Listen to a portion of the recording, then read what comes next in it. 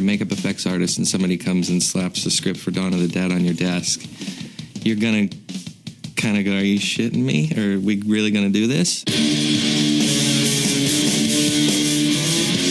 After I read that and got through the initial shock, I had a meeting with Zack Snyder, and he pretty much by himself acted out the whole script. Action! So I saw his whole take on everything, and it was given a 4-week window to create my test makeups, and we'd shoot them here in LA, and then we'd be off to start pre-production in Canada, and then 2 months later start shooting. They really wanted my vision realized through their makeup, and I feel like they also added to it and like went vastly beyond what I thought was possible. And my whole approach to the actual look of the zombies was making anything up.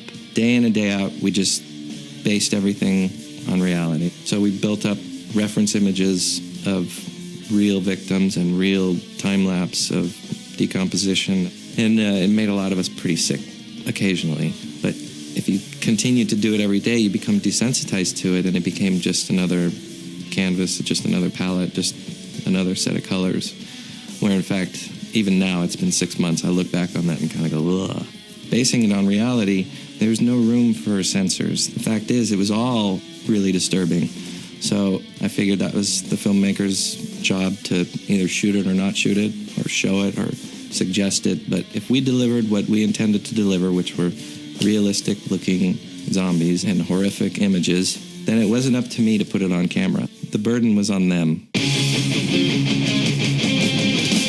My particular take on the actual look of the zombies was going to be broken down into 3 stages, and the first stage was the first act of the film, and the second stage is the second act, and the third final look of the zombies completes the film. You know, the first stage, the people that are in the beginning of the movie all kind of appear to be emergency room victims, or at least eligible to be seen in an emergency room. The second you come to, you're like a stage 1 zombie. That's with no decay, just the injury that caused you to become a zombie. Stage 2 were those same people 1 to 2 weeks later. So all the color has come out of them, all the wounds have dried up and darkened, and all the blood and mess that happened when they were killed is now all dried up and flaky and black. Stage 3 zombie is basically everything is just falling off of them. They have bits hanging off, and they're rotten, and they smell bad. They're just gross. Their skin is drawn tight all around their facial features, and you accentuate those by adding appliances and getting certain high points in their face to really pop out. To do a stage 3 makeup based on our designs, it was a very complicated, usually over 2 hours, sometimes up to 4 hour long makeup with appliances and all these various applications on the skin.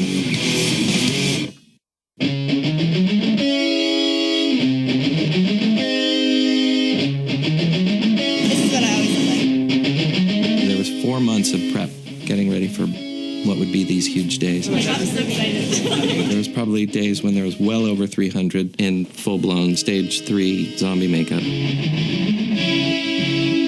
For the entire month of August, there was just this round-the-clock mill effect going on at our shop.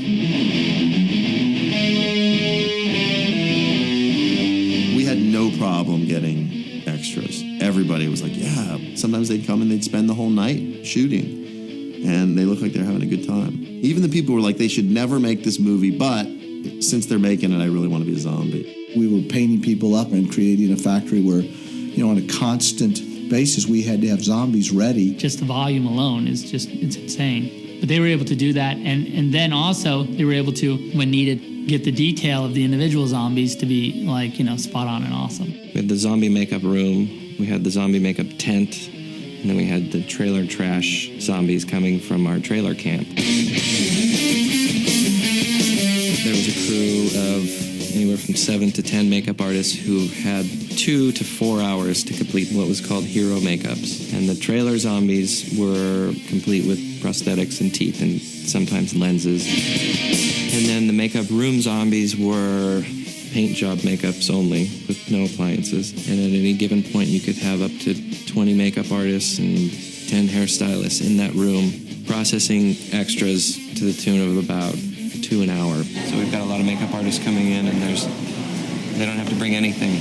They just get their zombie kit. It's got their zombie palette in it, and all the colors are predetermined, and we give a little pep talk on what we want to emphasize that night, and then they come in and do it. It takes a lot of the guesswork out of it. We give them photographic references and say, within these guidelines, within this face right here, go to town. So no bite here. He's had that traditionally. Just mess him up. Okay. Mangled, dead, dry. I'd have a line of 20 makeup artists with this customized palette in front of them. Some of them felt confined and some of them really excelled. The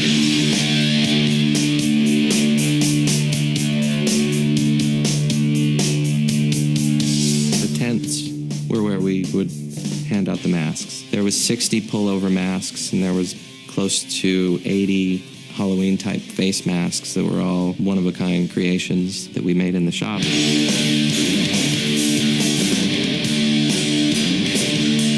We made up our field of stage 3 zombies with the best makeups of the day, followed by the best masks of the day.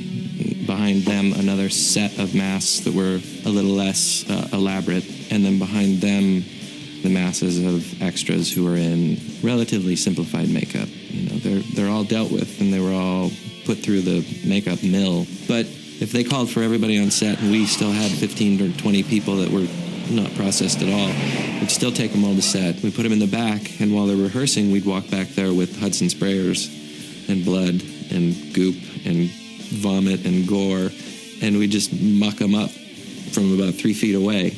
And sometimes those makeups worked better at a distance because they were bolder. You just hit them with this massive amount of goo. It was hot, too, so you had some of these guys out there in the middle of the day in the parking lot, like just cooking under these giant latex masks they were wearing. The extras up there in Canada were great about coming back and repeating their role despite the conditions. We were lucky to have a lot of dedicated folks.